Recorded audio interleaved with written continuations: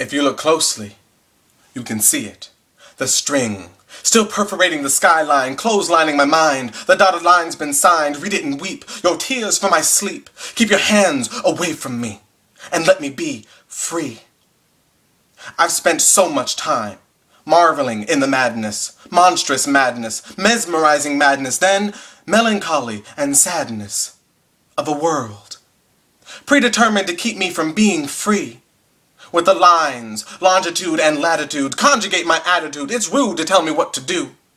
We're all strangers after all, strange eloping pranksters, pretending political love for our neighbors, and prodding along, trotting strong on a determined path, pathologically plagiarizing patience for the world and its statements, to a linear language, a home for the hungover, hang over me and make me mind my manners.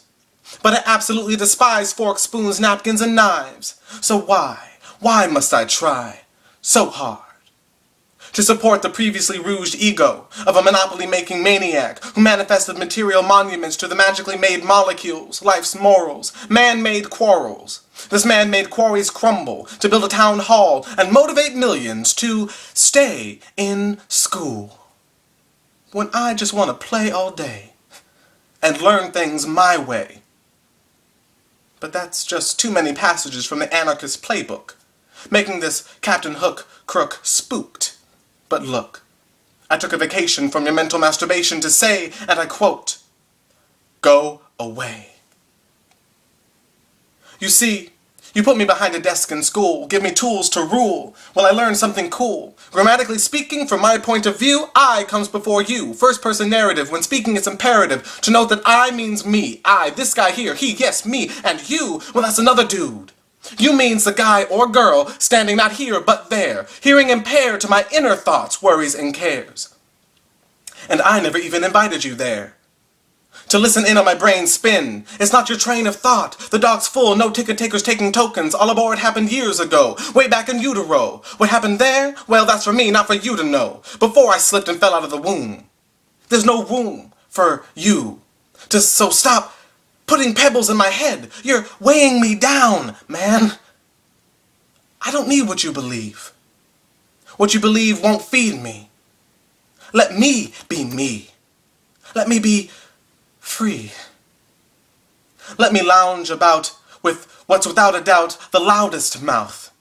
Because one thing school tried to teach me, but I beseech thee wasn't for me, was restraint. How to refrain from being sane. You see, to me, sanity is a blessed reality wrapped up in the wrappings of removing the trappings. My muzzle marched off and left me with a bite worse than your bark. I've got a spark. A brainchild's talent is taking toll of the talons, trying to tickle time, my eyes blind. Get out of the way of my mind, or this speeding bullet will run you over. And that scares you so much. That's why you're so tough on us. Make us take tests that test our ability to remember, not to learn. Like a pachyderm. But tests also test the teacher's ability to preach, to protest our lack of learned lyrics, and stuff us like turkeys, Thanksgiving jerky, left alone to soak in the tears. For so long, we're so far gone, that I'm not so sure who I'm counting on. I learned to count in grade school, but I feel a fool because I counted on you to take me through.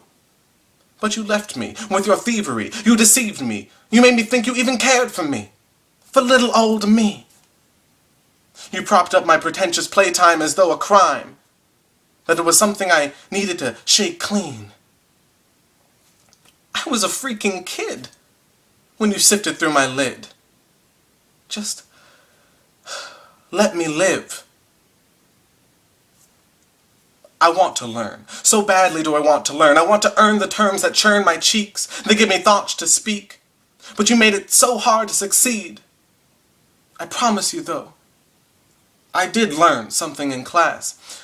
And that's that, statistically speaking, out of the millions upon millions of kids that populate percentages of our population, the lesson and or equation should not be, how do you, as an educator, get kids to get it together and learn like good little boys and girls of a feather?